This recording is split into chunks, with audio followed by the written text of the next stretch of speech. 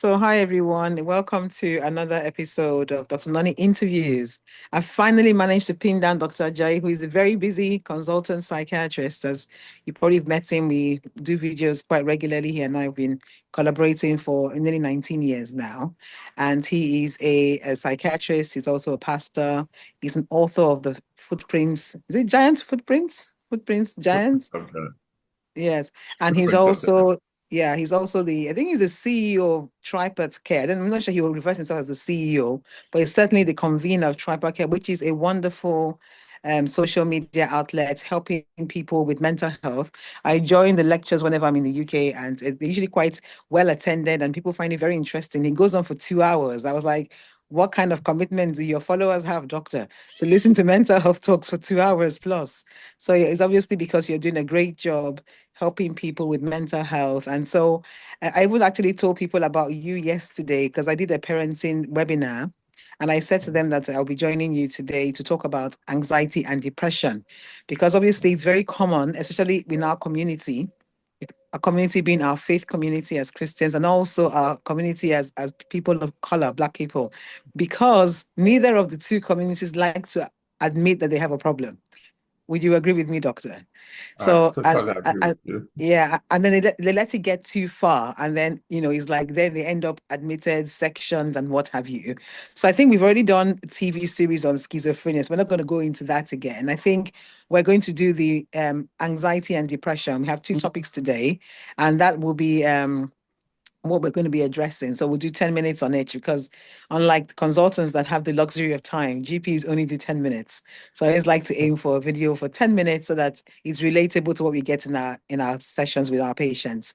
So a very big welcome to Dr. Ajayi. Thank you Welcome. very much. Thank Thank you you. for having me back. Yeah, well, thank you for fitting me in. I know you are very busy, and I had to sort of bully you to do this by saying I'm Egbon. I don't know about that one.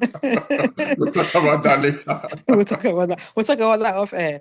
Yeah. But anyway, so doctor, which one do you want to start us off with? Should we do anxiety first or depression? Let's go for depression first, and then we can do anxiety later. Okay, so in a nutshell, how would you define depression to a non-medical audience? So I think depression, I'll define depression as a morbid state of sadness. So Mm, everyone gets sad once in a while. Obviously, if hmm you receive bad news, failed an exam, sometimes life happens, bereavement happens, somebody loses their job, they feel sad. That's hmm normal. It'd be unusual for somebody to lose a job and be jumping around and shouting around like nothing's happened. But then depression is a morbid state of sadness in which sometimes there's no reason for the sadness, but it's hmm not just about no reason for the sadness, it's also that the sadness persists and it has a hmm particular pattern and it's associated with hmm some several other symptoms. So it's really, in hmm summary, it's a morbid state of sadness that is not like the natural sadness that lives by itself. Yes, I would agree because, even when we get the patients coming in, because obviously we are first port of call, right, general practice. So it has to be at least 2 weeks, isn't it? Of just, Yeah. all those questions on your PHQ-9, feeling down, feeling hopeless, not having enough energy and all that stuff. So, I mean, give us the symptoms. If someone here is thinking, oh, I think I may be, people have said I am, I don't really believe it. Just tell us what symptoms they should be looking out for to know that they do have depression. So that's a very important question. Like you said, it takes at least 2 weeks of the symptoms persisting for somebody to then begin to think that is this depression. That's the cutoff. But importantly, the symptoms are low mood, persisting low mood. The Mm-hmm. low mood is a very classical pattern. Usually, people wake up in the morning feeling very low. As the Mm-hmm. day gets better, as the day wears on, their mood Mm-hmm. lifts and they Okay. think, oh, maybe I've conquered this mood thing. But then, as Mm-hmm. soon as the next morning comes again, there's low mood. So there's low Mm-hmm. mood. There are three core symptoms of depression. It's low Mm-hmm. mood, low energy, and loss of interest Yes. in leisure activities, pleasurable activities. So the Mm-hmm. grandmother who is really into her grandchildren or the grandfather who likes golf cannot even stand the noise of people around. They cannot stand the sight of picking up their golf club and going to the golf course. So it's that sort of thing. But the other associated symptoms, there's poor appetite Mm-hmm. that can lead to weight loss. poor appetite becomes a problem or weight loss becomes a problem if one has lost more than 10% of their body weight. That's when it becomes significant. There's poor sleep, and the sleep pattern of depression is different from the sleep pattern of anxiety. The sleep pattern Mm, of anxiety is that people stay up late. mhm, They are not able to go to sleep. They are worrying. That's mhm, anxiety. But mhm, for depression, it's what is called early morning awakening, where mm, somebody goes to sleep normally, but then they mhm, wake up too early. And they usually mm, wake up. It becomes early morning awakening when it's at least 2 hours earlier than the usual waking time. And then there are other things like poor concentration, being irritable. And then, of course, there are also what we call cognitive symptoms of depression. That's to do mhm, with feeling hopeless, feeling worthless, and mm, feeling mm, helpless. When those start happening, that's an alarm bell because it may mean that suicidal behavior is beginning to set in. And as we right. know, that suicide is a very high is highly associated with depression. Mm, When somebody is mm, depressed, they carry 20%, 20 times more risk, up to 20 times more risk mm. of dying by suicide than somebody who is Wow, not. wow, So wow. those are things to look out for. So, what came to my mind as you were talking is, sometimes because people are more aware of, mental health problems and mental health stress, even with COVID as well, it brought to light a lot of mental health problems. People now no longer feel ashamed. So many people now use the word quite loosely, I find. Oh, I'm depressed. Oh, I'm depressed. So how do we know when it's serious? Do we really need to go through all those nine sort of PHQ-9 things? Or do we just go by a person saying I'm depressed and then start to treat them? What would you say? So like I said, that those core symptoms are very important. So Mm, it's low mood and there's a pattern to it. mm, Classically, there's a pattern to it. That pattern can be different if the depression is occurring in bipolar disorder, for instance. Because, for right, instance, we do know that even the depression in bipolar disorder might be, rather than people losing weight, they might actually gain weight because they are craving carbohydrates, they are craving right, sugar. They might be sleeping more rather than sleeping less. right. So there's also that. But in terms of what you said, I think the key thing is this. If the symptoms interfere with the functioning of the person, it Right, interferes with their family life, it right. interferes with their occupation, it interferes with their day-to-day performance. Like I said about the Mm-hmm, grandfather who likes golf or the grandmother mm-hmm, who likes her grandchildren. When that's happening, they are beginning to take days off work or they are doing mm-hmm, presenteeism because that's also something that happens commonly when people, because they're afraid of what the consequences might be if they report that they have mental difficulties. They go into work, but they are not well. So it's right, all of those. When that begins to happen, they are no longer engaging in the usual leisure activities. They are canceling right, appointments with friends. They right, are turning up and canceling dinners at the last minute, and they give an excuse. When in actual sense, the reason why they are not showing up is because they don't feel up to it. It's then that we begin to know that this is more than just people feeling sad. It's a morbid depression. It's depression. You used the term presenteeism. I'm not sure I heard that before. And So absenteeism, we know, but what does that mean? so when people are going to work when they are Mm, not well. So they are right. not well enough to go to work, but they continue to go to work. And so they are at work, but they are not able to function optimally. Mm. So they're not Uh, present. They're not yeah, present. Yeah, got it. yeah. So yeah. So it's Mm, that they keep plodding on, but in actual sense, they know it mm. themselves. And maybe people who know them well know that the productivity of their work has gone down Yes, because yes. concentration has gone, motivation has gone. Mm, They are not able to think clearly. Energy mm, is low. mm, mm. I wonder if you have any statistics, Doc, on depression, either in the communities that we talked about earlier, our communities, or just generally speaking. Do you have any So, stats so, for us? so generally speaking, I mean, depression is a very common condition affecting at Mm, least possibly about 15% of the population mm, per unit time. And people are not always aware of that. I think the mm, important thing to also share is that depression in men can be masked. And I think mm, that's one message I really wanted to put out there today, being a middle-aged mm. man myself, that sometimes all You of don't these look it, symptoms. Doc. You don't look it. Still looking dapper. Thank you for the compliments. I'll pay you for PR. So, so the point about that is sometimes men present with reckless behavior. It could be Mm, addiction.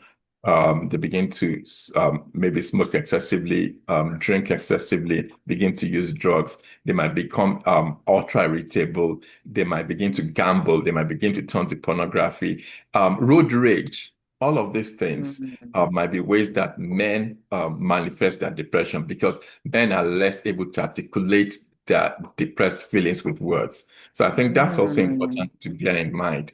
right. And it's also important to say that generally, in the Black community, we are not very forthcoming with symptoms. We don't usually like, and so we do know that, for instance, suicide risk is commoner in certain groups because of that. Mhm. We do know that Black men can also be at higher risk. So those are things to bear in mind in terms of where culture um, plays a role. Okay, so I'm going to play devil's advocate now because I know of someone whose black son, so he's already an adult, so young adult, no, not middle-aged man, not like yourself, obviously, because you're not. Um, and then had depression. When she told me, I said, this is depression. So now trying to get help from you guys from secondary care.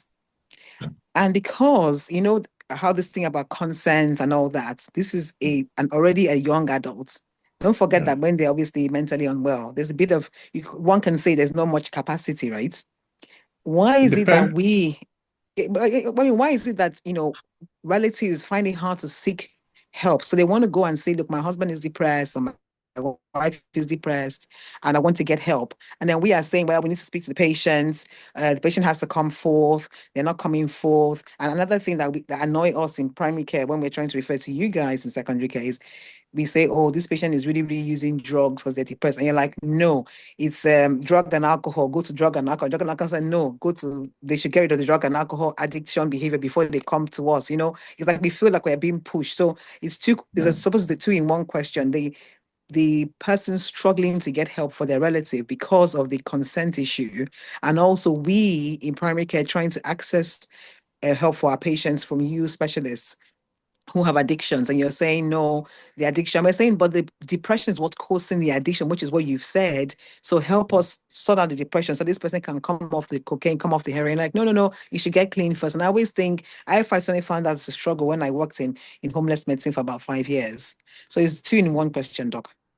So that's a very interesting question, and I understand your frustration, and I can see where you're coming from. In Yeah. terms of relatives, I think there is a very fine balance. We need to balance somebody's human rights Mm, with with their need for treatment. So if mm, somebody has capacity, the Mental Capacity Act 2005 says that it's assumed that somebody has capacity until you prove it otherwise. which And is not true. only so, the fact that somebody makes an unwise decision that you will not support does not necessarily mean that they don't have capacity. That's very important. And that's Mm, the conflict. So at what point do we then say that we can say that this person either does not have capacity or that really we need to be intervening against their will? There are three things. mm-hmm, One, mm-hmm. when there's a risk of harm to them, if they've been self-harming Yes. or they've been taking overdoses or they've been talking about wanting to end their lives, that's a Right. reason to intervene against their will. Two, if there's a risk of harm to others, if they've been aggressive, they've been violent, they've been breaking plates, they've been throwing things, they've been carrying knives, they've been threatening other people, that's a reason to intervene. The third one is if there's a genuine concern that there's going to be further deterioration of their mental health as a result of not Mm, intervening.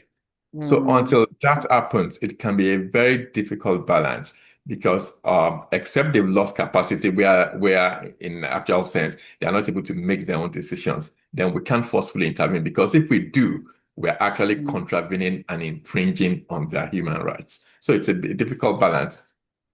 You wanted to And I say can I something? just button? Yes, I do, because actually I remember I even had a case in Canada recently as well.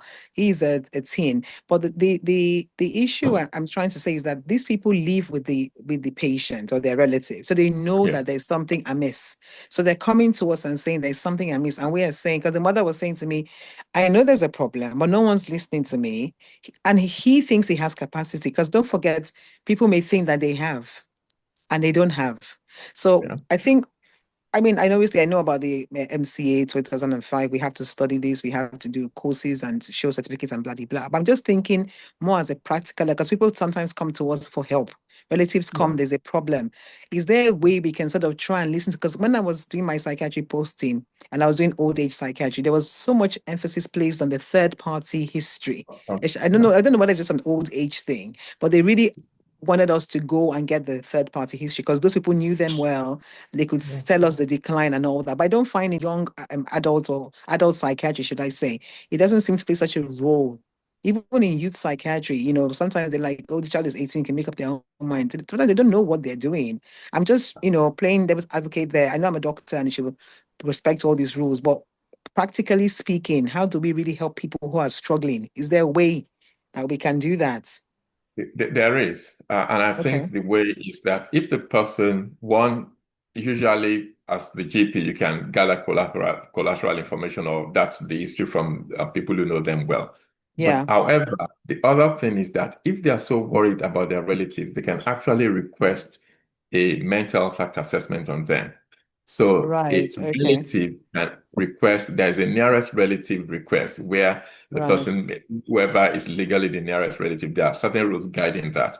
Whoever is the nearest relative can actually, for instance, for that child, it will be the oldest parent. So if it's the Yeah. mom who is older than the dad, or the dad who is older than the mom, or it's only the mom Oh, who is alive, or the dad, that person can actually request, directly go to the mental services and speak to mm, the social workers and request uh, a mental health assessment. And in that case, okay. there'll be a mandatory need to assess that person. All right. Well, that's good to know. Thank you. Because I think unfortunately in both cases, the patients had to get really, really bad as an overdose before mental health services say, okay, there's a problem, which we could see was gonna happen, right? Yeah. So yeah, well done. I think you've addressed both cases. I think we're coming to the 10 minutes on depression. I know you're very, very passionate about, middle-aged men and suicide and black men and their mental health. So I'll let you have the last word on that. What is your advice to your fellow men about their mental health? I think my advice to to my fellow men is this, that it's important that they seek help. I think it's important that you get help. There's no shame in asking for help. A lot of Yeah. us want to continue to be Mm, providers, but if we don't get early help, then that impinges, mm, in fact, it infringes on the ability to continue to be the provider that we want to be. So please ask for help. Help is available. Depression is not a death sentence or a life sentence. mm, mm, yeah. And I think that's a brilliant way to end. In fact, just before we got on air, I was scrolling through my phone. I don't know what I was looking for, but I came across this post by Pastor Jerry, and he said, "Men don't die." And I thought, "Oh, what does he mean by that?" But he was saying that they carry so much burden. They carry the burden of provision. They carry the burden of appearing to be doing well in society, and sometimes they are really out of their depth. And they don't. And what he was saying was that men don't die because he was preaching a sermon about Ruth and her husband and all that died. But his point was, the men died. Ruth was alive and still got married to Boaz. And that women Mm, tend to do better because they cry, they mm. pray, they kneel down, they talk to friends, whereas men will close up and not say anything. And then they would just die. And they'll have lots of health problems and stresses and all that. So I think That's right. from the man has spoken and the female is also speaking. So we're both saying to you, both men and female doctors today, men seek help, women seek help, children seek help, and relatives. Now you know that you can seek help by asking for these nearest relative assessments. Yes, is Yeah. that what it's called? Yes. To request a mental health assessment. Yeah. Yeah, for your well, thank you ever so much, Doctor. As usual, you've always been such a blessing, everything clear and concise. And I'm sure the viewers will be thanking you for it. And I'll be putting the details of your Tripod YouTube page so they can also subscribe to you and hear firsthand what you're up to. Till next time, bye. Thank you. Bye. Know that I've gotta make a change. I don't care if I break, at least I'll be feeling something. Just okay, it's not enough. Help me fight through enough.